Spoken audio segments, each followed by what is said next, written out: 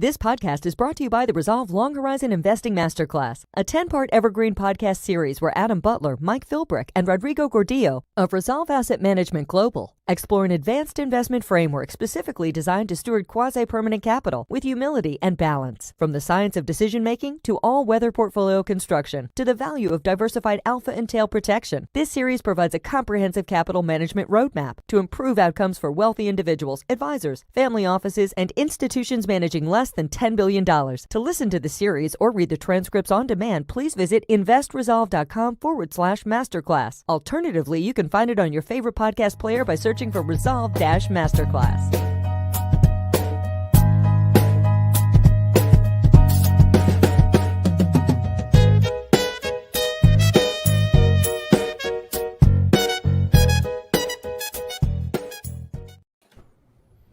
Well, gentlemen, happy Friday.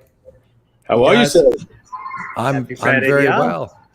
Yeah, it's good to meet Eric for the first time. It's good to have Tyrone back on riffs. Good to see Mr. Butler. Is that a pajama shirt you're wearing? I'm not sure what that is. Oh, crushing glow with my new stylish shirt. I want to start off with a little spice. You know what I mean? Yeah, totally.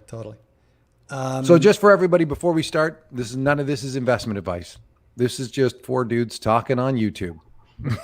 You should if you need investment advice, you should get it from qualified professionals, not these four scoundrels as usual. And with that said, that opens up the conversation. Well said. Yes. And if you could hit the like button and do all the fun stuff that you know you're supposed to do when you're watching these things that everyone brings to you in the ether. Anyway, enough said. Tyrone, well said. Dude, what have you been up to?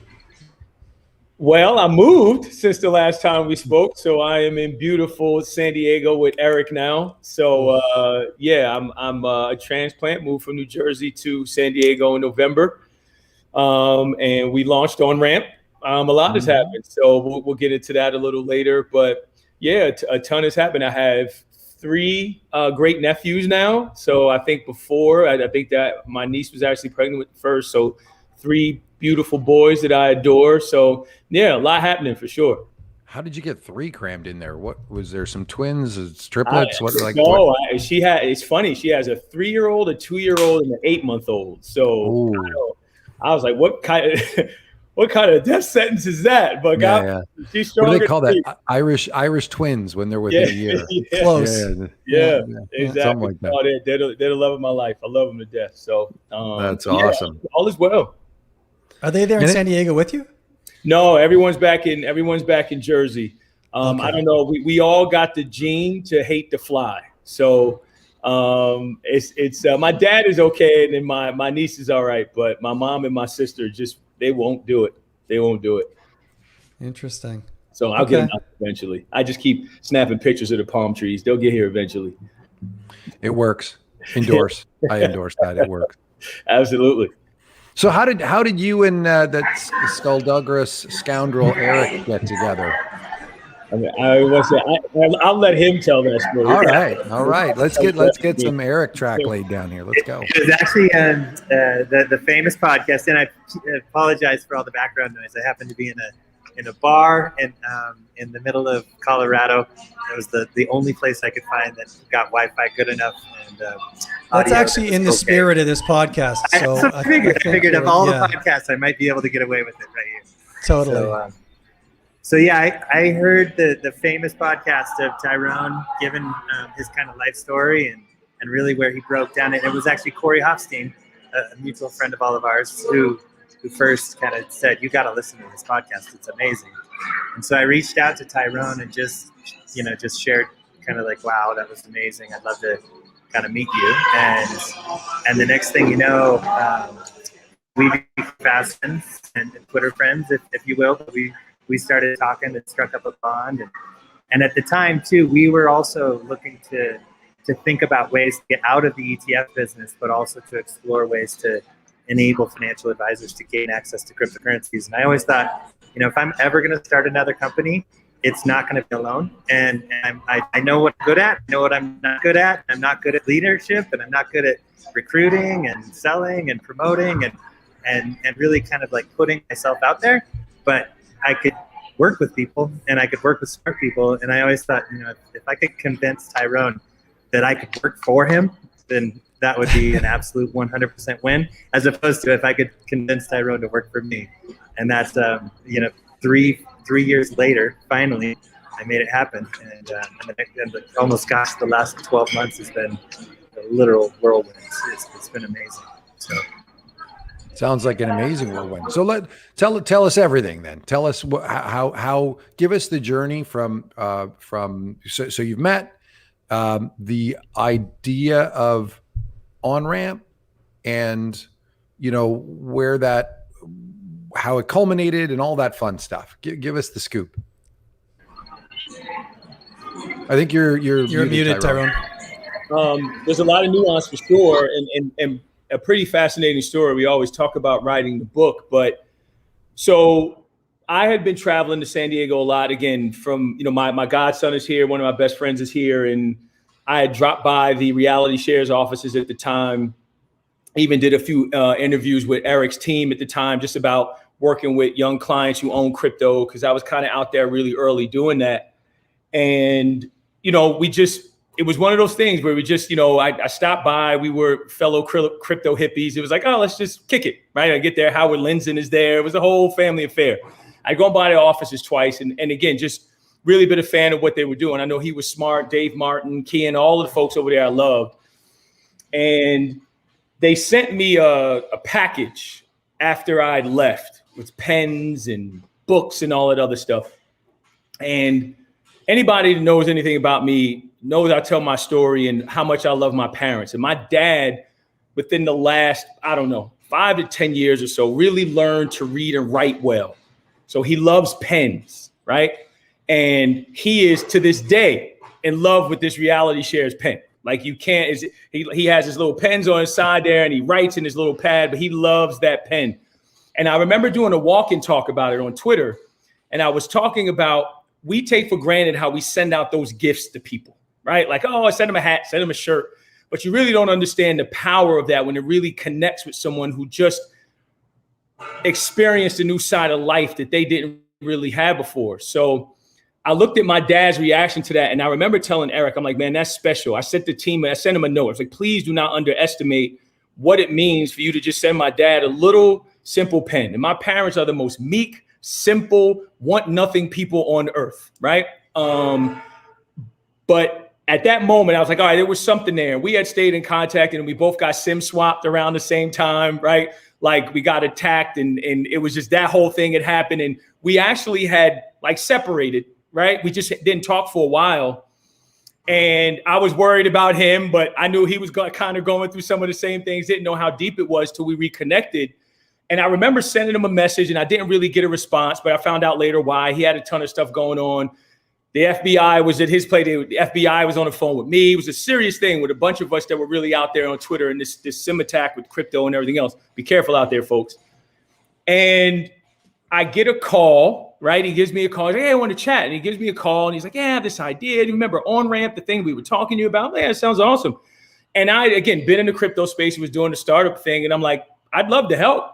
Right. And it was like the first conversation. He was like, yeah, I'd love to help.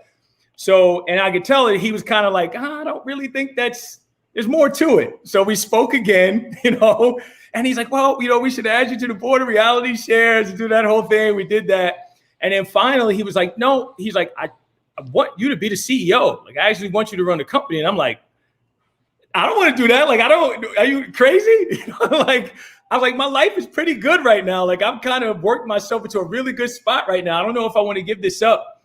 And we had a really good conversation on the last call. And again, I respect him beyond measure, right? And anyone that knows Eric knows that he's a sweetheart. I'll do anything for him. And I said, well, look, if we do this, you got to trust me. Here's what we need to do. I know you're a product genius, but we got to find a way to get this into advisors' workflow, right? And he kind of was like, okay, right? And he kind of agreed. And at that moment, it was kind of like, all right, Onramp as it stands now was co-founded. It was like, all right, we're going to go after the RA space and just literally break down the doors and get them access to crypto. And that was really it. And I said yes, and then I went for a long walk, and I'm like, what the hell did I just say yes to? Right? Because it wasn't really, we didn't have much of anything except a really cool idea. And I had a conversation with Pomp. Me and Pomp were just catching up, and he was like, you know, what are you up to? And I told him, Anthony Pompliano, and I told him, and he was like, if you're going to solve that, I'm in. And it was late. It was like 9 o'clock. And I'm still on the East Coast at the time. I text Eric. I'm like, well, we got Pomp. So we got to do something. So that was kind of it. And that was August. That was in August. So we're not even a year old yet. And all of this has happened since then. It's been nothing short of astounding. It really is amazing how the Overton window has passed over the crypto space from when you and I and Sean and Richard chatted, which was probably right in that period. I think it was a year ago, sort of August, July. So you were right in the midst of that. Probably couldn't say a word about it.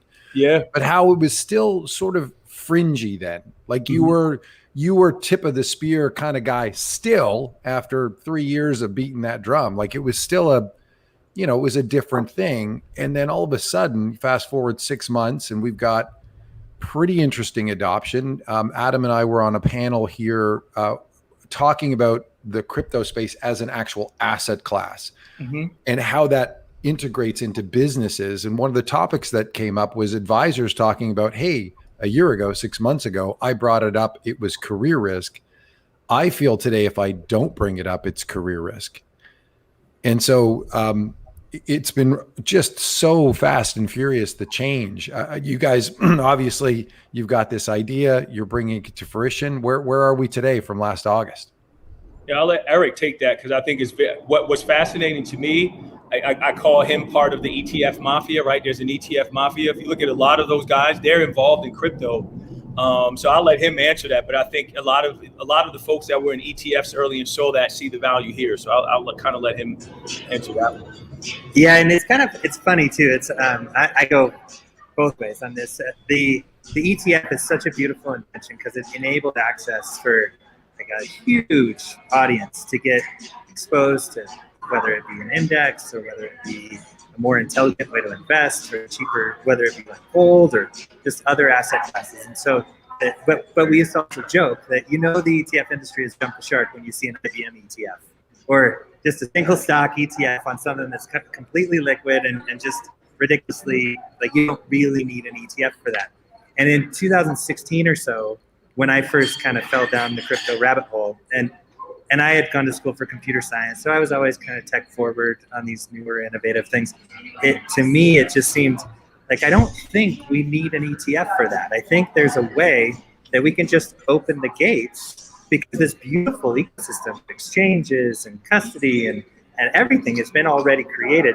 And here I was sending faxes to Bank of New York for our administrator on our ETF business and getting spreadsheets emailed back and forth. And I was thinking there's got to be a better way. And here crypto was kind of evolving into this new technology that could enable everything.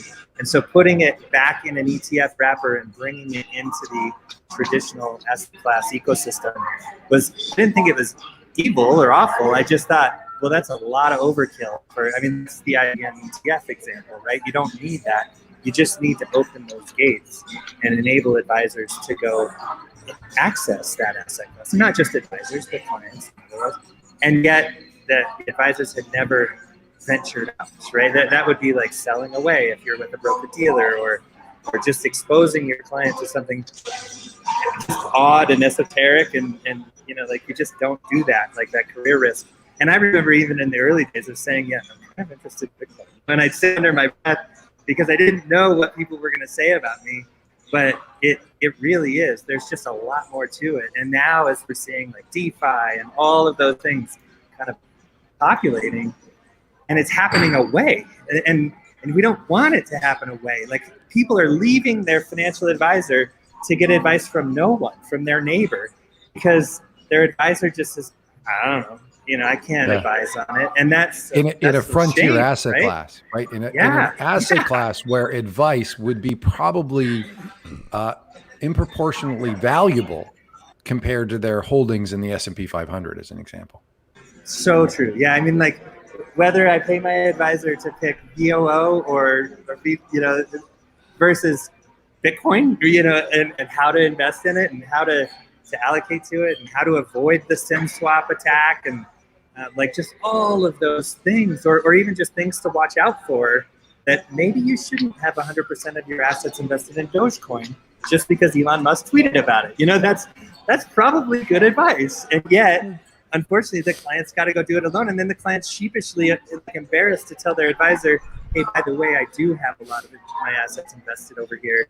And it just is wrong. So we just wanted to open that on-ramp and let people into the slow lane, not make them get into the fast lane all by themselves on foot of that, you know, interstate or that super highway, but let them get into that slow lane with the learner's permit, with the driver's ed, you know, instructor right next to them. And that's that idea behind on-ramp, is just enabling people to taste it. You know, you don't have to go all in. You can just have a piece of this asset class and then just explore. And that's kind of this idea. And I think, you know, bless Tyrone, he's just such an inspiration all the way around. But to have done that 3 years ago, you know, with clients, and to just say, screw it, I'm taking off my financial advisor hat at Merrill Lynch, and I'm going all in on this asset class is you know, it's incredibly innovative. And again, you know, just one of the reasons why we gel so well together is because of we both see that opportunity set. So, I mean, obviously, as you're putting the pieces together on this, there must have been a vision for how you expected RIAs to want to incorporate crypto assets into their traditional advisory businesses. Like, how do you see the use case for crypto assets in portfolios? And then how did that inform how you designed the Onramp product? So I think there's a couple of ways to look at it, right? We look at Onramp doing three things, which we're calling EAT: education, access, and tools. If I knew anything about my colleagues and peers, they were way behind the curve. So we needed to educate them first. What is a crypto asset versus a cryptocurrency? Those are two different things. What is a coin versus a token? What is the big B blockchain versus the little b blockchain, right? Ether is the coin, Ethereum is the blockchain, right? All of these different things, they were so far behind, not even really knowing what the SEC has given in terms of guidance, right? All of the updates. There's so much stuff. And I kept telling Eric, I'm like, there's so much we can do to educate them before we even get into whether it's digital gold or not, or whether it's a store of value, everything that you see on Twitter. There's so much we can do before we even get there. E&O insurance. Can you find a good E&O insurance provider? Have you updated your ADV, right? A compliance guide check. There's so many different, that's what RIAs care about. Advisors don't want to get sued or fired, but they want to get paid, right? Now, how do you get us paid? Access, right? Which is the second one, right? Direct access to buy, and the held away account aggregation, showing you all of the crypto that your clients hold away from you. I keep telling people this. There's a reason why Fidelity won't open their mouth now without telling you there's $10 trillion held away. You know why? Because they know. So because they know, they're going to tell you. And they're finding out feverishly how to get paid on that. Super important. Also, that provides holistic advice. The last thing is tools, right? Eric is really good at this. We have a section in Onramp Academy tools, but what do all advisors do? They take data, they get information, and they give their clients the best advice that they can give. So if I can't say, Mr. and Mrs. Client, you see this internet money here? We're going to rotate out of this internet money and go into this other internet money. Doesn't work, right? I need a construct. Oh, it tastes like mayonnaise. Okay, digital gold, right? It's like gold, Mr. and Mrs. Client, kind of the same thing. So you have a 3% allocation of gold. We're doing a sleeve of Bitcoin, but then say, hey, Mr. and Mrs. Client, before we do that, I know your risk tolerance is a 4 as a couple. Mr. Client, you're a 6. Miss Client, you're a 3. Bitcoin is a 22. But here's what we're going to do. We're going to model and show you the last 1, 3, 5 years of performance if we had allocated to Bitcoin. But we're also going to show you the next 5 years as we pull out your financial plan, the core 4, risk tolerance, investor policy statement, financial plan, estate plan, your core four, you're going to pull that out and tell the client, look, if we do this, Onramp is allowing me to model 5% for you inside of my existing workflow, my Orion, my Tamarack, my InvestNet, whatever it is that I'm using to be able to give best advice to the client. I've been talking for how long now? I haven't even mentioned what Bitcoin is or where it goes in the portfolio. See what I'm saying? That's what RIAs want. So whatever an advisor thinks it is, I'll be honest, I don't think it's digital gold. Some folks do. I don't. I think it's a long dated call option on a store of value. It will be one day. But I'm also more concerned with the actual blockchain technology, Bitcoin blockchain, right? Blockchain, by the way, is a marketing term created right around circa 2014. The Bitcoin blockchain, the technology is incredibly powerful to me. You can't put a number on that. So I think as you start to create education and resources, right? Education, empowerment, these things are really important for financial advisors to then say, okay, well, at least I'm conversing.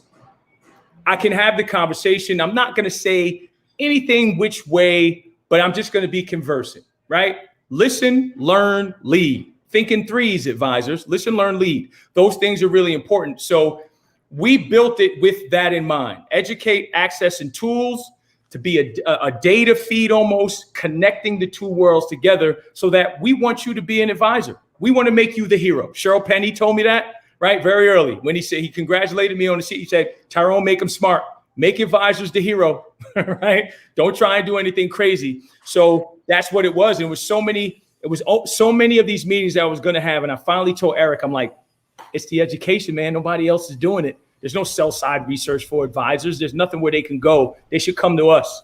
And so we built it. And so what are you seeing the adoption rate like as you're seeing the advisors come in and get sort of set up? Are you seeing, I'm sure you're seeing sort of a spectrum of adoption from, just a little around the edges. Are you seeing any sort of heavy users that are a little bit more inclined to tilt their book a lot more towards younger clients, maybe the whole asset class of digital assets and putting more in? What's the spectrum? It's interesting. I mean, we had a $45 billion public bank, right, start to get access to the platform today. We've had conversations with Pershing and Bank of New York Mellon. Our wait list, which was somewhere around 220 billion of AUM of firms that were looking to onboard the Onramp, has grown 56% since we launched. 400 something plus firms now, approaching 300 billion in AUM. We've had conversations with Moneta, Hightower, Carson, Dynasty. Some of these folks are actually using the platform, Ritholtz. So it's all across the spectrum. What you're seeing is a couple of things. One, the education, as I mentioned, folks aren't really geared up to trade right away, but the held away and the education is huge. Those that are able to be more nimble, right? Because as far as the RA space goes, once you get over 100 million, you're SEC registered, it's a kind of different ball game at that point. Those that are right around there, a little less, can kind of dive in the deep end right away. They ain't really got to feel the water out. So we're starting to see that. But I'm sure from Eric's perspective as well, I mean, all of the firms that he had engaged with previously, like massive firms, have kind of circled back and either wanted to invest in Onramp or have sent us clients, right? So Eric, I don't know if anything you want to add with that, but it's all shapes and sizes, but we haven't had any conversation where it was like, well, we're not really seeing the demand. Yeah, it's really incredible. Like I knew education would be a big part of this. And so we had just assumed, okay, well, let's offer the education like the Onramp Academy as part of the platform. So when you get access to the Onramp platform, you get access to onboard client accounts at Gemini or Prime Trust or Coinbase. You get access to held away client accounts. So you can ask the client to log in with their Ledger wallet or their Nano or whatever, and you can see their assets. So all of those things I thought were great. And then we'd offer this little Onramp Academy. And I say little, like just as a freebie, like you can have this as well in order to educate and create primers for your clients or create proposals and send them out to your clients for a hypothetical back test if you added 2% to a 60/40 kind of thing. And then all these firms, like big firms, started saying, we want OnRamp Academy as a standalone product. We want access to what you guys are building in the OnRamp Academy and everything there, because we just want to educate our advisor workforce and educate compliance officers and educate. And so now OnRamp Academy has become this entire product. Like it's basically like this entire university of products and assets. And by assets, I mean everything from the Morningstar style fact card of, where does this fit into your style box allocation? How volatile is this asset? What's the correlation to Bitcoin itself? Like all of those things, we wanted to make them just right down the middle of the plate from what an advisor is used to seeing.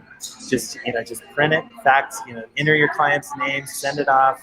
Here's Bitcoin as an asset class. Here's Ethereum as a blockchain. Here's ETH as an asset and why it's valued, the way it is. What's the difference between market cap today versus market cap 20 years from now? What's the inflation rate of this asset? All of those things, so advisors can start to get well versed in order to speak to the asset class. And then comes the trading. But then there's also, and I know there's a long answer to a short question, but then there's also the whole, there are new advisors that are coming out of the woodwork that say, I've never been a financial advisor before, but I know crypto and I know this asset class, and I can build model portfolios and I can build tools that advisors can use. Can I help advisors access this marketplace with kind of the professional guidance? And so we're seeing almost like this TAM start to be built on the OnRamp platform of crypto assets and the relationship we have with Wisdom Tree and all of those different areas. It's literally like a whole new ecosystem being built up outside of kind of your traditional stock bond type assets. I don't think people appreciate, like, there's sort of whatever TradFi, traditional finance, and then there's the blockchain or the digital assets in finance. And people think of it only going sort of one way from traditional finance to digital finance. But actually, there's a whole crypto universe out there where flows coming the other way is actually informing on the other side. So that's so interesting to hear that actually you're seeing that manifest in ways that's sort of emergent, maybe unexpected by most. But crypto land is pretty big. It's got a lot of assets in it. Yeah. And it's got, I mean, it feels so got early. some smart people. Yeah. Trillions, right? Like that's not a, I mean, that's kind of, we've arrived, when you get to T with a trillion, that's a big number and multiples of that. And even just, we also run a hedge fund under the Blockforce Capital. It's kind of like our, the company's money, the firm's money, the employees' money, and then outsiders invest in this. And it gives us an opportunity to really eat our own cooking and kind of explore the asset class. We're earning somewhere between 5 and 11% on dollar deposits. That's not trivial. That's like, we're talking about trillions of dollars sitting in money markets earning 0.07% or less, and we're earning, and there's counterparty risk to be sure, but it's not like the kind of counterparty risk that should be 5 to 10% compensation. There is a meaningful compensation, and it's just because it's really hard to get assets into that funnel and out on the other side. So if you can get them, onto that OnRamp or that platform, you can then enable a lot of different opportunities for individual investors and institutions alike. And it's just a whole new world that right now is going through, kind of thread a needle, if you will. Right? So there's two different paths that I'm keen to explore. One is exactly what the mechanics are for OnRamp. Like, an advisor signs up, what do they see? How does it integrate with the other tools in their toolbox? Their windows into all the other different custodians. Are you actually integrating the traditional assets with the crypto assets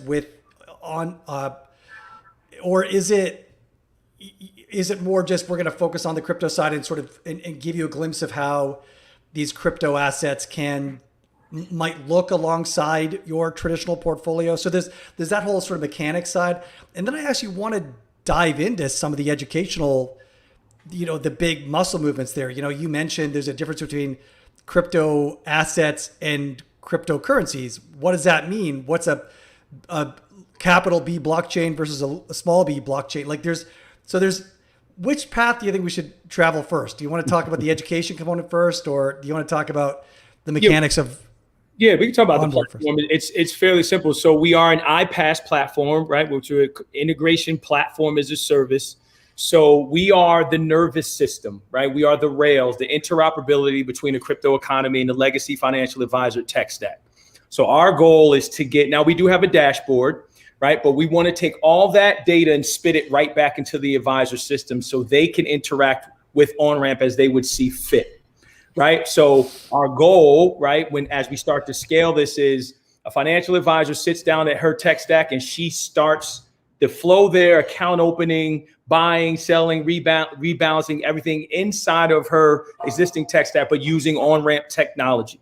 So it's overnight files, it's open APIs. So we're integrating up and down the stack, right? That's our goal. So the first dollar in Onramp was a bet on us to be able to integrate, right? And we did that in spades before we even launched, right? Shout out to Craig Uhlenkott, who's our head of product. So that's really what it is. Now we have our own dashboard. Again, you could come directly to us, and we are a true crypto company. But again, we have the best mind in the space when it comes to understanding traditional assets and crypto together. So we do understand that. We'll have a model portfolio center. But again, it's like we want to take the data one way and get it back the other. But let us show you how crypto fits on that side. We're not going to bring it here first. We're going to send it to you and actually give you the tools, again, the T of the EAT, to show you what it looks like alongside a client's traditional portfolio. So everything on our end will be, the crypto assets, everything on that end will be the traditional assets. We'll bring them together with our model portfolios with Wisdom Tree, and we're working on some other stuff, with some large, indices providers and things like that. So, but we are crypto through and through, but we want to take that data and spit it back on that side of the world so they can, chop it up and do what they want to do with it. Gotcha. So you're not pipelining into Fidelity as a back end and pulling data, client data in, or TD Ameritrade or whatever. Is that part of the vision, or? Yeah, we would love that. We would love that. I think but we realized that we were young and scrappy, so we had to go through the back door, right? We had to climb underground and go through the back door. If you can't get the custodians directly, you go right to their tech stack. 70% of trades don't happen at the custodians. It happens in the TAMPs. There's $2 trillion of flows through TAMPs in the RA space. That's it. Crack Fort Knox. Now we're in. So we're going to go down and up. So we'll go up to the custodians, and it will go, again, up and down the advisor's tech stack. Now, what we've realized is from conversations that we've had is there is an interest from the larger custodians, but they're going to move at their own pace. And we also know that they could do it if they wanted to, but we needed to be very nimble. So if we integrate across the spectrum, we'll get them eventually. And that is part of the A game. But again, we have to get as many integrations as possible for us because that's a moat. And then also we have to build a team that we know is indefensible. We have that. Our team is best in class.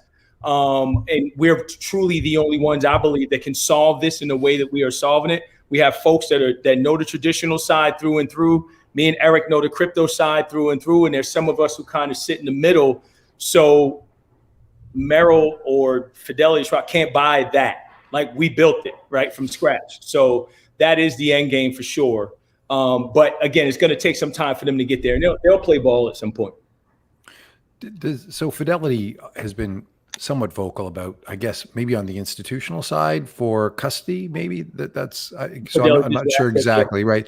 So they haven't really integrated that into the brokerage side, I suppose. Is that a fair comment, or do you see them doing that? Do you see that as a threat competitively, or probably in a space this emergent, more is better? I get what I call CEO sleep now, right? And I jump out my sleep and I'm like, Fidelity, right? Like, because if they want to, they could just look across the street and there's $6 trillion over there, right? So I'm sure Eric could add more to that, but we know it's coming. It's good. It's just a matter of when they apply for an ETF or whatever, they could do it, but which is why we have to move with some alacrity and some speed, right? And be nimble. But yeah, we know it's coming. E, I don't know if you want to add anything to that. Yeah, and the main thing, so Fidelity started on this in 2015, 14, 15.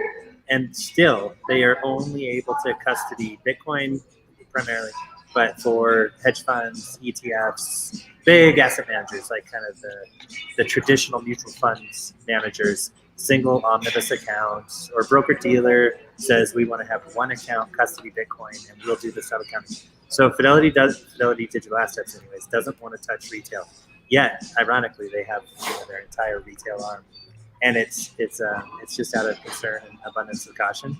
And so we're definitely using that to our advantage at the moment, but we would absolutely love to integrate with Fidelity Digital Assets and enable all the Fidelity individual retail clients and kind of be that buffer in between so that we'll handle the little trade from Mrs. Jones or Mr. Jones or, and handle that and then be into that omnibus relationship with, say, a Fidelity Digital Custody type solution.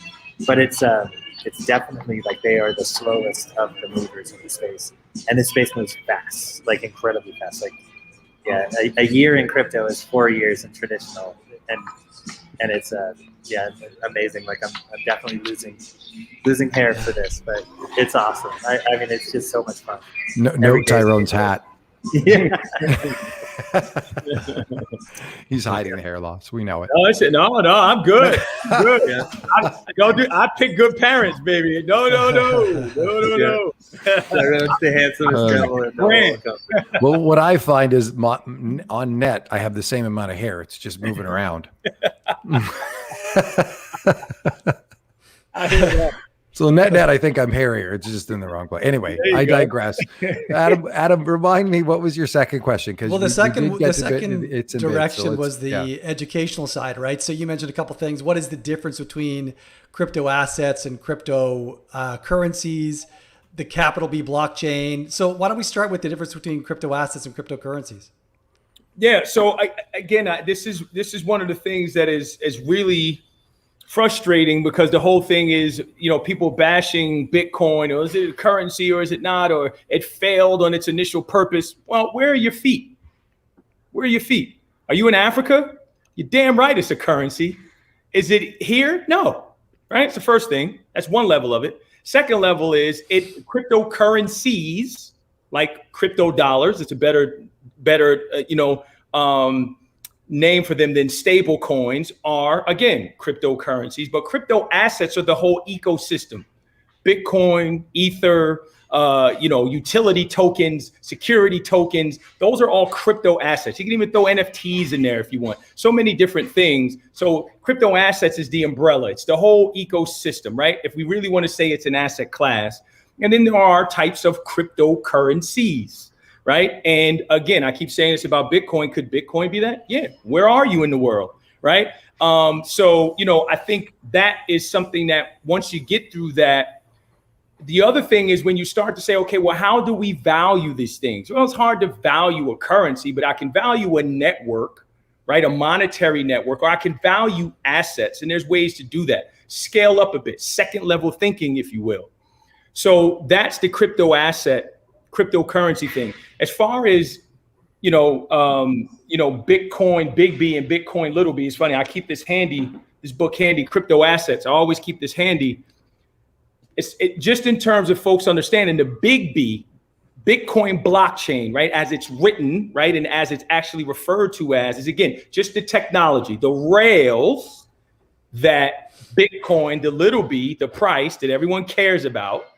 It's why it works, right? But you can't separate one from the other, right? You can't. And like a couple of years ago, it was, oh, well, yes, blockchain is interesting, but Bitcoin, I don't know. Well, you can't separate it, right? Like they go together. So you can't have one without the other, which we have a piece in Onramp Academy about coins versus tokens. How do we explain coins versus tokens? IAR versus RIA. In order for me to be an IAR, I have to be registered with an RIA. I can't have a token without a blockchain that thus has a coin. Right. So it's almost that chicken or the egg. But the whole thing is there's so much misunderstanding here. And the longer you stay in the space and you realize these little nuances, it makes it easy for folks to understand. And some of those arguments start to go away because you're putting your emotions aside and just dealing with facts. It's just some basic things that people should understand. Again, Ether, the token, the coin rather, Ethereum, the blockchain. That's very important because now you start to look at what's happening on Ethereum and everything, these layer 2 solutions and everything is being built on top of that, right? So many cool things that people are calling it, the GitHub of finance, money Legos, all of these other things. It's, programmable money, like all of these really, really cool things that if you understand the nuance, it makes it a lot easier to go, oh, okay, I get it now in some capacity. And you start to ask better questions. Yeah, we oftentimes I talk about the interstate system, the highway system, kind of the roads. When the car was first invented, there was, obviously a need for roads, and the roads needed to be more paved. And gasoline at the time, or oil, was the commodity that powered a lot of those vehicles. So as those roads expanded, that created a need to create applications on top of that highway system. Motels popped up, roadside diners popped up. All of these opportunities to create new applications on this new kind of infrastructure, this highway system. And then what was used more often, it was the fuel that powered those vehicles to get to all of those applications on that network. And the more the cars were available, the more gas that was used, the more applications that were built, the more valuable that network became. And that is the fuel that powers the Ethereum blockchain, which is the network, and then all of the decentralized applications that sit on top of that network, from Uniswap, where you can actually exchange one asset to another. It's a true exchange where you don't have to take custody. You don't have to take custody away like the centralized custodians are. And you can actually do trades. We set up a smart contract where we send the smart contract signals and say, buy Bitcoin, sell Bitcoin, buy Bitcoin, sell Bitcoin. Anyone can send Bitcoin to that smart contract, and it will automatically trade without us. Just we send the signal, it automatically buys. It's essentially an exchange traded fund that's completely programmable without any custodian, and it's all powered by the Ethereum blockchain. It's like the most brilliant, amazing, just gives me goosebumps, it all happens without an administrator or anything. And we don't have to stop trading. Hey, wait, let's stop. We got to settle up. Okay, everyone stop the trading. Because we got to send faxes back and forth. We got to send faxes back and forth. See who's got what. Exactly. I mean, I think this is one of the things that really brought me over the line when I just observed trading happening on a Christmas day and on a New Year's Day and on all the days. And I'm like, well, clearly the old system of stopping trading in order to settle over T+1, T+3, T+5, depending on how long you've been in this business, we're just walking dead people right now. Like that whole system, it's dead man walking, man. You can't observe what's going on over there and not be absolutely astounded. Mm-hmm. It just blows my mind. And then here you have an application of that just totally it takes away all of those steps that occur in TradFi. To me, it's anyway. Well, you mentioned TradFi, and Eric, you mentioned Uniswap, and Tyrone, you mentioned DeFi, and so let's close the loop on this, right? Because DeFi is increasingly a massive use case for the crypto ecosystem. So maybe one of you can sort of help us understand what is DeFi, what's happening in that space, and is Onramp involved in that or helping investors get involved in that as well? Or is that on the menu for later? You got to be careful. Me and Eric are going for DeFi for days. All I will say is this. This is how serious we are about it. We had a hire start this week. His name is Akeem Sawyer, and he's going to put us so far ahead as it pertains to DeFi. It's not even funny. And it was on our radar anyway. But again, baby food before the ribeye. There's so many things that we have to do. But as far as the cash management stuff, the borrowing, the lending, everything that has happened on that side, just simply cash management. Hey, large RA, if we can get you 4%, 1,000 times what Fidelity is giving you, you won't listen. You at least won't listen. And it's safe, right? So these are real things happening. And Akeem is the foremost brain in that space. The only thing we didn't do was give him like the really cool name of chief DeFi officer, but he is CDEFIO. Yeah, but we're taking it very seriously. We see the opportunity. We will be trailblazers in the space, and we are working on some really cool things now. An announcement that'll be coming soon, and yeah, he's going to help us trailblaze there for sure. Eric, I don't know if you want to add anything there, but okay, but what is it? What is DeFi? Is that the let's also touch there. Yeah. So first of all, DeFi stands for decentralized finance, and what are we doing? We're cutting out a good really a third of the S&P 500 is financial companies, and how do those financial companies earn their revenue? They do it by toll taking. Essentially, they're taking a toll for providing a service in finance. A lot of that is automated. Like I said, with our administrator on our ETF, we spent millions of dollars a year paying an administrator to keep track of a spreadsheet that we kept track of ourselves, that we had to often correct them on it. And no offense to Bank of New York, but all of them are the same. At the end of the day, they're all the same. It was on a spreadsheet, and in our database. And then we would have this back and forth, and we'd have to reconcile every night, when if we just had a shared database that we could all agree to, and we didn't have to wait 2 or 3 days for settlement of a transaction, it just made it so much easier technologically. That is what DeFi is. DeFi is essentially taking out and decentralizing those financial intermediaries who are trying to take rent. There will be rent opportunities in DeFi, but they'll just they'll be minimized so much because the demand for a human to be involved in some back office doing some reconciliation that is completely unnecessary. That's kind of the benefit of DeFi in general. So you can make a trade with another counterparty all via a smart contract. If I say I want to buy this asset for this price, and they say they want to sell this asset for this price, a trade can go through as soon as that is matched. And all of a sudden we both get executions, and we don't have to wait for somebody to send us a confirm, because we know it's confirmed because it's all written through the blockchain. That's kind of a good example. But same thing with loans. And like Tyrone was just mentioning about Akeem, he came from the list of companies on his resume is just mind-boggling. Like from the IMF to just his entire journey into the ecosystem. But his former protocol would do complete securitization of financial assets on the blockchain. So you could create different tranches of risk. So take, let's say, an asset like Apple. You could say, I want the first 2x return of Apple.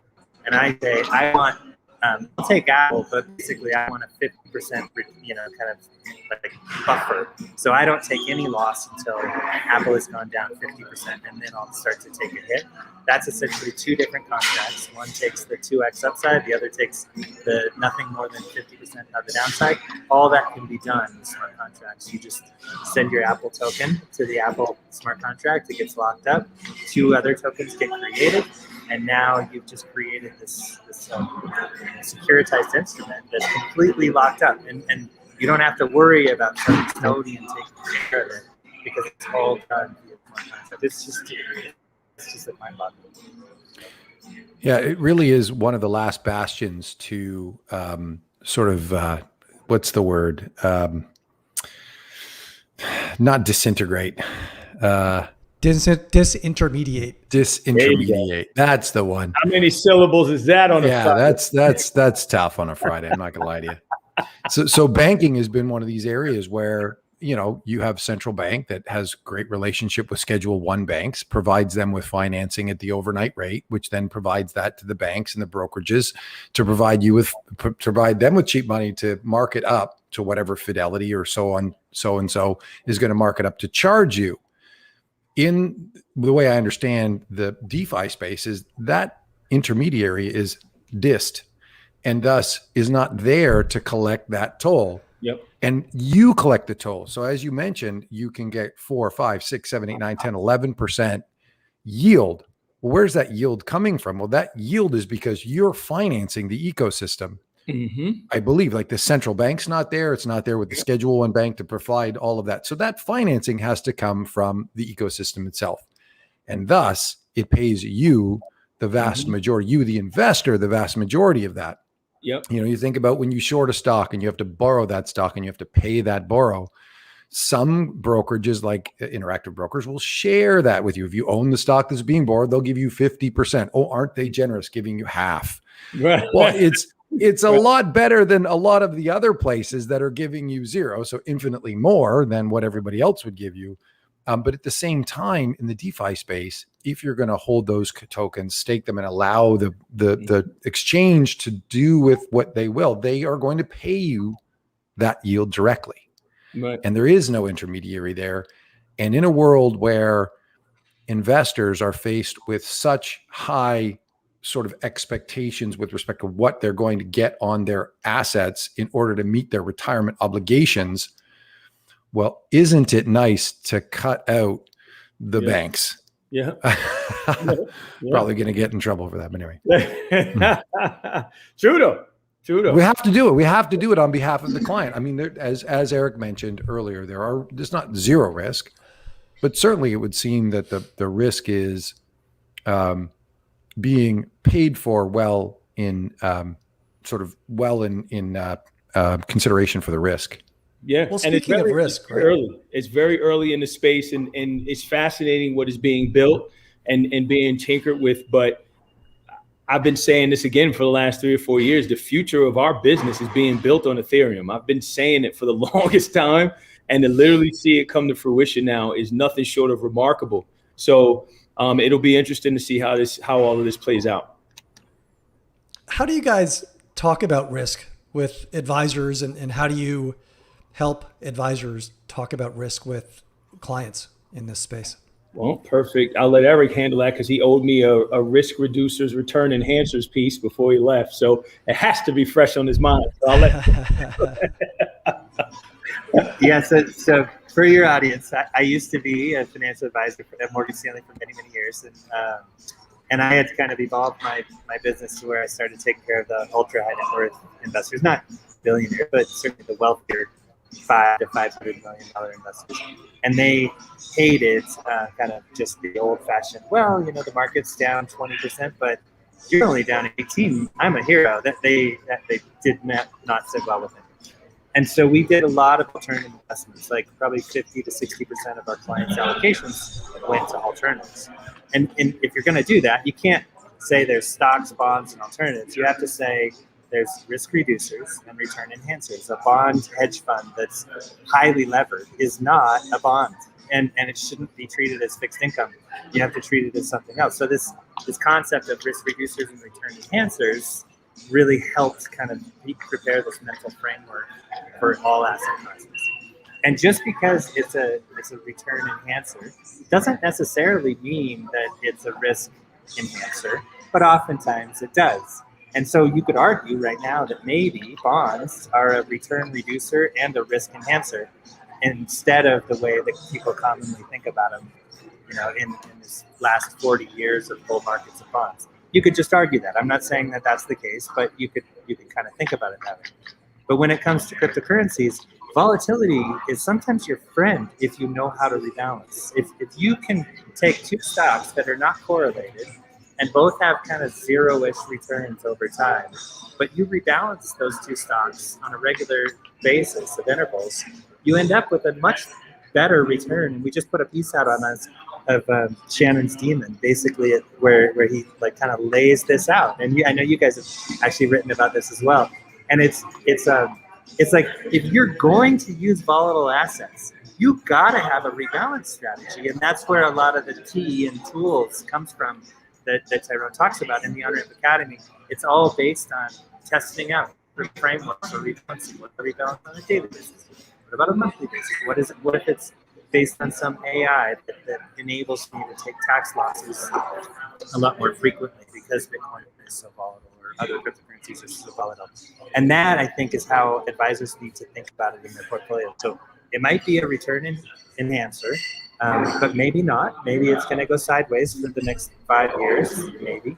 And so if it does, can you at least bet on volatility? And if so, then what's your rebalance strategy? Because there's still a way to play this in a portfolio instead of just going stocks, bonds, and other, right? To consider this into that asset allocation. And you don't have to size it that that large because it's got so much volatility with it. Gosh, we're down, I don't know, almost 50% just this year alone, from the high to where we are now. And I think most people in cryptocurrency aren't even sweating anything. They just another year in Bitcoin. It's like, it's completely normal based on what everybody expects. So, well, I think that's a key point too. The expectations are actually set well, generally speaking. So, sorry, Adam, I know you want to continue on, but no, you go. Yeah, go. Like the Bitcoin expectation, those who are entering Bitcoin, both advisors and investors, I think have seen the spectacular returns and volatility. And so it's not like you can say you didn't know at the beginning. You know, this is a frontier asset class that is nascent and emerging and thus requires capital. And in requiring capital, you actually have mechanisms to harness the returns from providing that capital that are pretty interesting and don't exist anywhere else. And so, I remember Tyrone, his used to be get off zero. Zero's wrong. Zero is a big bet. So meaning a zero allocation to this asset class. That's a big bet, and it's getting bigger, right? It's actually a very strong position to say, I'll have zero exposure, please. Yeah. Not wrong. It's just a strong opinion. Yeah, absolutely. And even more so to say 0%, but I don't know what I'm talking about. That's like the riskiest thing I think you could ever do is I don't know why it's zero because I don't understand it. So it's zero. That is probably the most dangerous. I choose not to try to understand this asset class. Yeah, frame that. Let's get the fiduciary light that everyone talks about and shine that on that statement, right? I don't know. I haven't taken time. I'm the professional who's supposed to know more than you. Zero is the answer, right? Yeah. That anyone who's saying that, you should have a better constructed argument to protect your fiduciary argument in order to state something like that. 100%. So if we're going to have an asset allocation strategy in crypto, it kind of prompts a question. How do you think about that? Like, how do you decide which coins are worth holding in the portfolio and rebalancing between? Do you have are there some defaults on that, or do you have any thoughts? Is it as simple as kind how of do you help advisors? Right? How do you help advisors? Let's make it real. How do you help advisors make those really complicated and difficult decisions? Yeah, I think one is I think that again, going back to the tools section in Onramp Academy, so they can actually see it and do it, right? And actually spec it out to see, I think is one. You should just be able to play around with it and see. I think we agree as a company that if you look at there's so many ways you can play with this. That 2 to 5% right now is the sweet spot, right? When you can start to, the efficient, right, portfolio and all of that stuff and capital asset pricing models and all of the other stuff that financial advisors are used to doing. There's tools now to put Bitcoin in a portfolio and see how it specs out from risk tolerance to Sharpe ratios and standard deviation. You can do that. So that 2 to 5%, there's enough research there to show that. What we also did was, post a piece where it shows, again, we were just talking about it, rebalancing frequently. A lot is you got to figure out what that mix is. But I think if you do this, there has to be a true strategy first with knowing the client, right? And the goals of the client and what that client is looking to do. It's not just as simple as saying, okay, we're going to do 5% and we're going to be balanced quarterly. It's not it. What are the client's goals? I'm personally on, if you do anything between 0 and 5%, you don't have conviction. That's me. So why are you doing it? Because for everything that advisors have to do, what they're risking here, again, E&O, updating your ADV, all of the compliance, hurdles, and you're going to put 2% across your book of business where you drove all across the country for years to build a $500 million book of business. Why would you do that? Right? So if you have conviction and you want to go small, I definitely understand that. But I'm a crypto hippie through and through. I don't really, deal in the stock market much anymore. But if you have conviction, you move with some conviction, you move in size. We do that with everything else. This is no different. The tools are there, but I do think that 2 to 5% for most advisors, that's either what we're hearing, and then a lot of research bears that out. Eric, I don't know if you have anything else to say with that, but when I'm asked that question, that's usually where it is and where if I'm the most comfortable for it. Yeah, would it be appropriate to share some of our tools on this podcast? Yeah, please do. There's a share screen button on the bottom, and Ani will pump that through. That's brilliant. Yes. I'm and the not other sure thing if. is, and go Adam, ahead, Adam, the other thing to your point is, for us, we're only making Bitcoin and ETH available right now. We believe that those are the two that have the most incredible investment thesis. Not incredible, credible investment thesis right now. So we're making those two available. We're open up to more, but right now we feel like it's Bitcoin and ETH where we feel like will make some sense. Got it. Okay. Yep. That closes the loop for me. Thanks, mate. So first of all, can you see my screen? Yep. It's up. Oh, great. Okay. The portfolio optimizer dashboard. Yeah. So this here is Onramp Academy, and in Onramp Academy, you can get access to primers, tools. That's where we are here. Fat cards on the major cryptos, all sorts of financial advisor resources, other study materials, lots of podcasts that Tyrone has done. We kind of pick the best of. These podcasts. Now, do you have to be a paid subscriber for all of this, or do you have some of it behind the paywall and some of it free? What's the? Yeah, there's a little bit of free, but basically anyone who signs up gets the first 30 days for free for everything. So there's there's almost no disincentive to sign up. We don't even take your credit card right off the bat. So there you go. And if you put Resolve in the thing, they'll give you a discount off the zero. Yeah, there you go. Yeah, we will absolutely do that for you. 50% off zero. Absolutely. So what I did here is I came into our portfolio optimizer. I put in the S&P and the AG, and then I put in BTC. I said I want a mean variance optimization. There's a number you could do: equal risk contribution or inverse volatility, and we'll keep adding more different optimizations here. I'll set the quarterly rebalance frequency, which actually, if you read that piece, that's where we found the highest Sharpe ratio was on quarterly rebalance, and we ran it across every single day, basically, to take out some of the timing risk that you might have. And then if I wanted to essentially cap crypto, I'll put a number in here. But I just wanted to just see where it would optimize it for. And it's a 16% allocation to Bitcoin. So if, and again, we've had a great, kind of 7 or 8 years in crypto that it would want to add more. But what's even more interesting is it barely reduced the S&P from the old 60-40, and it meaningfully reduced the bonds, which kind of makes sense. And then you can come down here and you can see essentially where your blended portfolio would be versus a 60-40 or an S&P versus your 60-40, and then it's just good old-fashioned HEG. You can look at all the performance. And so that's this piece.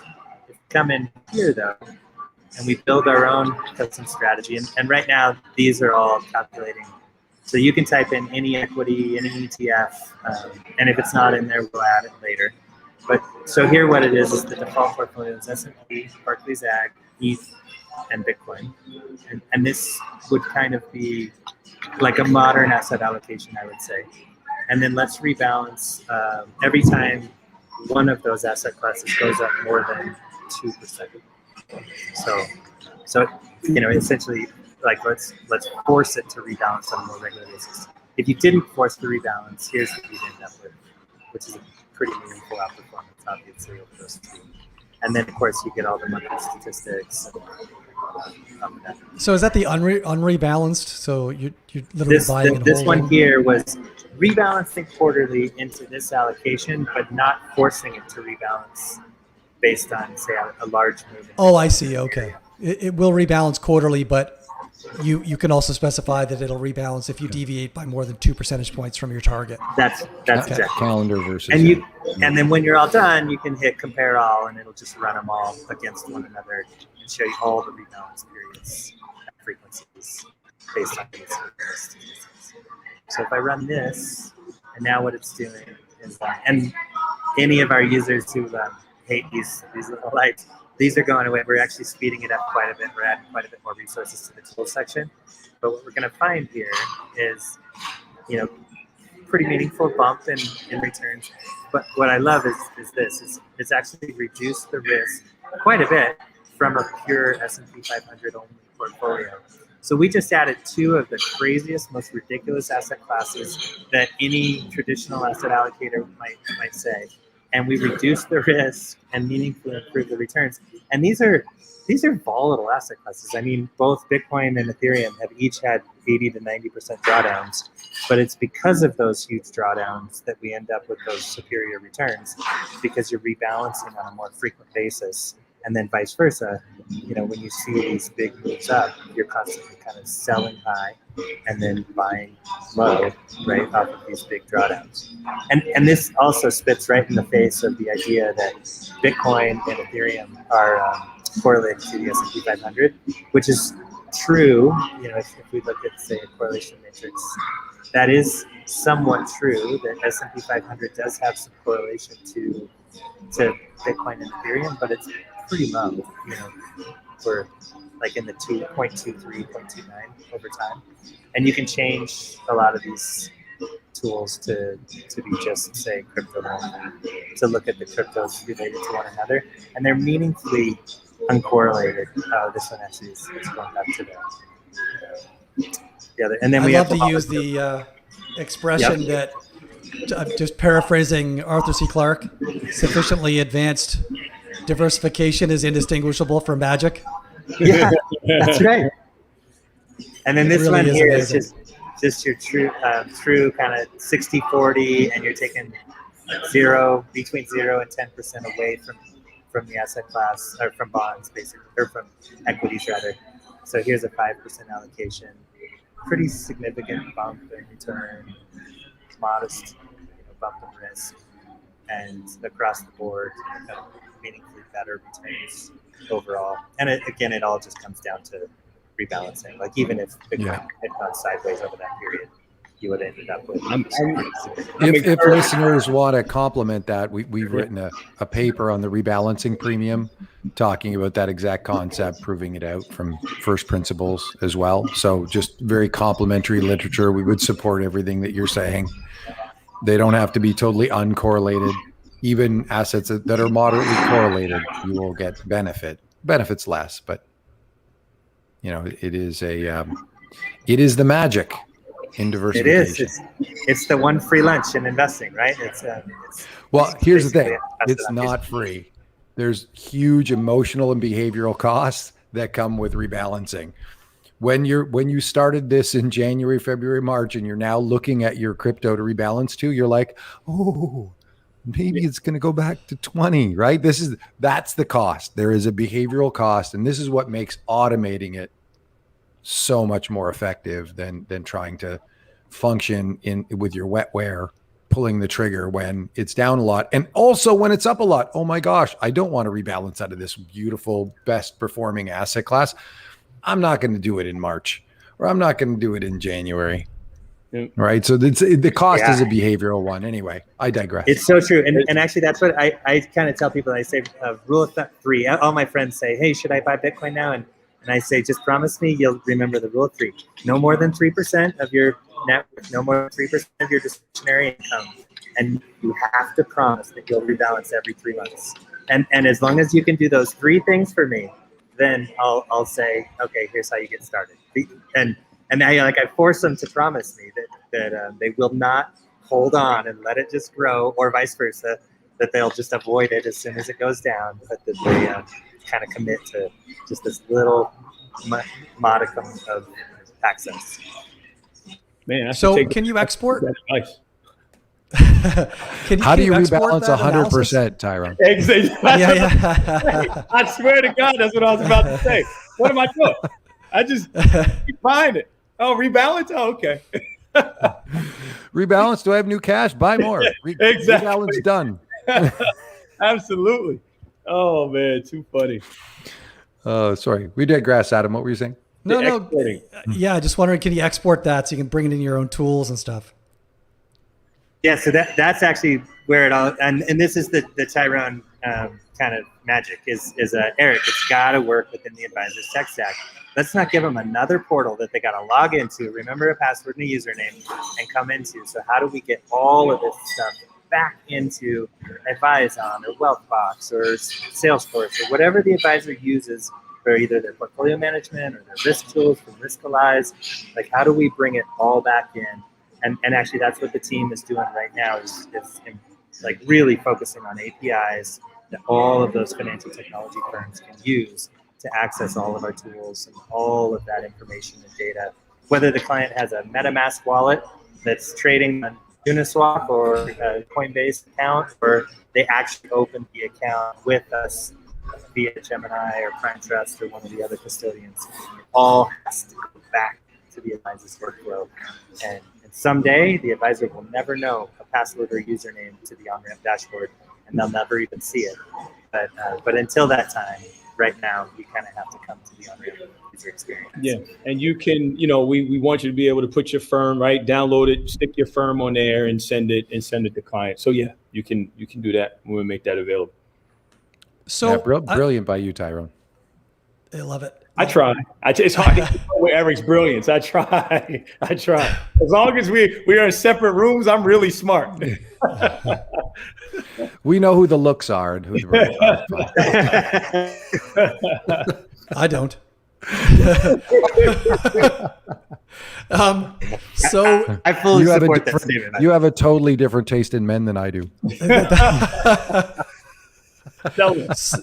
So I don't want to put you guys on the spot, but it's the process of asset allocation typically requires setting some sort of capital market expectations, right? So how do you guys think about setting expectations for future risk and returns for crypto assets in the way, because can you apply similar types of thinking as you would for other types of assets, or how do you guys think about it? Eric, I don't know if you want to take that. Would it be wrong to say Bitcoin's going to $1 million? No, I'm right. But I think of it like, and I know the digital gold concept is like too pedantic, but it's meaningful because Bitcoin has made a choice as an asset class, as a network, as a lot of the core developers, and I know so many of them that has said our number one goal is it has to be accessible. So Tyrone's family, who grew up on banks, needs to be able to access the Bitcoin blockchain with anything as simple as a laptop or a cell phone. They need to be able to use it and be able to access it. In order to do that, it can't be the fastest network. It can't, do 1 million transactions a second. That has to happen elsewhere. Just like gold wasn't the reserve asset class in order for people to get access. Gold became the layer one solution that investment or merchant banks and others would issue notes. And so you'd have a paper note that would say, I have this much gold in my bank in France, and I'm using it for credit in order to access, capital markets, wherever you might be, at Fortune or otherwise. And that really is the choice that Bitcoin has made. But in order to do that, Bitcoin is a heck of a lot more efficient. So if I'm someone trying to flee China and I've got $1 billion gold, that's going to be really hard for me to get out of the country with my $1 billion. But if I can remember 12 words in my head, I can take $1 billion of Bitcoin right across country lines, and it's all with me. Bitcoin is way more useful than gold as a store of value. It's more volatile, sure. But if I'm interested in carrying my wealth with me, it's a heck of a lot more useful. And because of that, it should be compensated for that. So it should have more value according to that. So what do we have, a $10 trillion gold market and a $1.25 trillion Bitcoin market? Because of that, you could argue that there's 8 to 10x upside from here to there. And if you just think about the network effects, it's not just asset value, it's also utility. The more people that come to the Bitcoin network, the more value that the Bitcoin network, it's just like a fax machine. It was only so valuable when there was just one, but then the more and more fax machines that came onto the network, the more valuable they became. And that's kind of the thinking here. And then the same thing with Ethereum is, well, how valuable is a supercomputer that connects the entire world of money together, of value, like the internet of money? If I could sell this podcast and I could just sell 10 plays of this podcast and then it self-destructs, like imagine how valuable that might be to a musician who's creating art for their, that there's some neat things that can happen. And so you're really talking about the internet of value. just like voice over IP was valuable, and TCP, which is transmission, over the internet, was valuable. This is really money over the internet, and how valuable is that? It just gets kind of infinitely more valuable the more people that use it, and that's kind of I don't know. Again, I can't put a number on it, but I know it's a lot more than where it is today, and it's going to take a long time to get there, but pretty exciting. Yeah, I would add to that. Again, I think it's still so early. There's still so much infrastructure that has to be built for more flows to come in. I think as you start to see it mature, that volatility will come down. You start to get into, network transaction value and daily active addresses and looking at different valuation methodologies of this.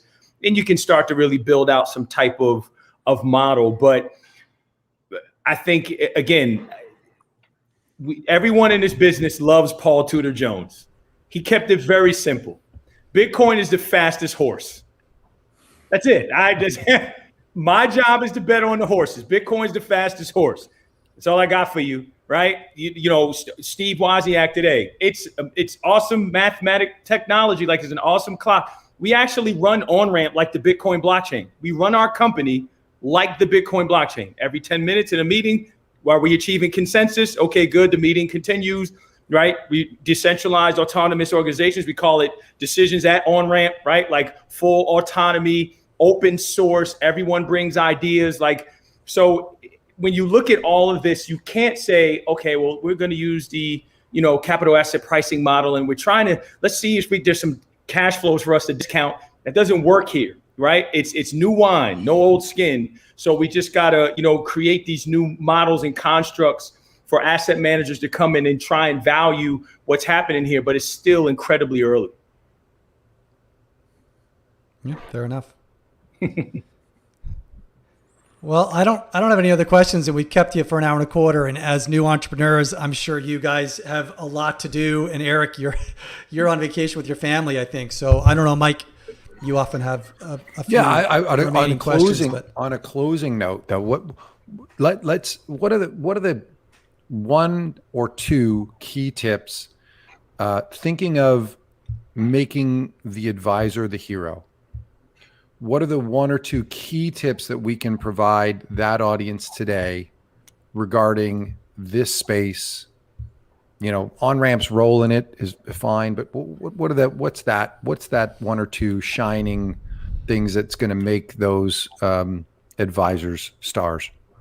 Eric, what do you think? Yeah, well, I'll say for all of the younger advisors, I put my entire visit, when I said it, when I was at Morgan Stanley, I finally had to make a choice, and I had to say, how am I going to get these clients? I can't keep calling 300 cold calls a day, because I was young and I was dumb and I didn't know anything.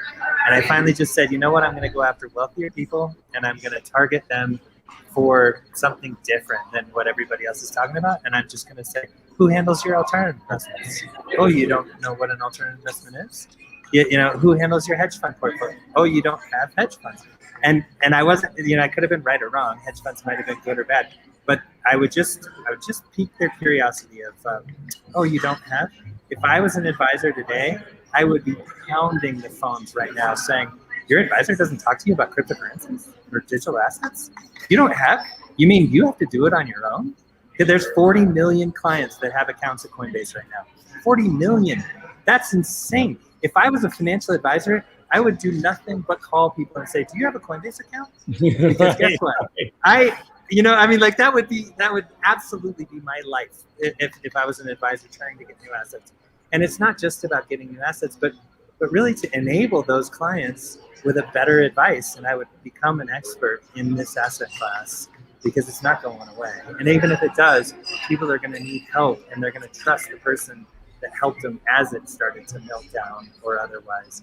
And that would be like the single biggest advice that I could offer any financial advisor, whether they be senior financial advisor or a younger financial advisor. It's just talk to people about digital assets and crypto assets and cryptocurrencies and where they own them, if they own them, why don't they own them. And I think you'll get the rest of the client's portfolio in like moments after that, because you'll just gain their trust. Yeah, I'll add to that two things. One, Onramp Academy, right? Educate before you allocate. That's our tagline there. Get educated, get conversant, listen, learn, and lead. That's all you need to do. Clients just want to be able to bring it to you and have you listen and lead them to some answers. The second thing is whether you buy Bitcoin, stocks, you do futures, derivatives, hedge funds, private equity, whatever, it is a travesty that there are hungry children in the world. So I know if you do the second thing and you help feed a hungry child, it all works out in the end, no matter how you risk reduce, no matter how you return enhance. So if you made it this far in the program, do what you can, sell a little Bitcoin and help feed a hungry child. Beautiful. I can never add to that. That's Yeah. Well, that's the peak of the day. No one's got anything on that. I don't have any That's right. notes. I had no notes on that. I don't even know what to say. All right, Tyrone, Eric, that was amazing. Thank you so much. Thanks for coming back again, Tyrone. Of course. Thank you all who are listening. Please remember to hit the like button, share it, and sharing is caring. So, Absolutely. help us bring more great guests here and help you do what you do. Absolutely. We appreciate you. Thank you so much. Yeah, this was fun. thank you both. Thanks so much, guys. It's been a blast. Thanks for dealing with all the noise. Easy. This episode is brought to you by Resolve Asset Management Inc.'s separately managed accounts, available for U.S. and Canadian investors. While diversification is often discussed, it is important that it actually be delivered. Through the suite of Resolve global mandates offered at varying risk levels, we aim to strike the balance between global diversification, appropriate risk balance, and directional alpha. Our portfolios are designed to safeguard and profit across many economic regimes, including periods of negative growth shocks or unexpected rising inflation, periods in which, in our view, the traditional 60-40 portfolios may fail to deliver adequate returns for investors. Resolve to improve your portfolio. Click on the link in the description to reach out to a representative and assess which Resolve mandate is right for you.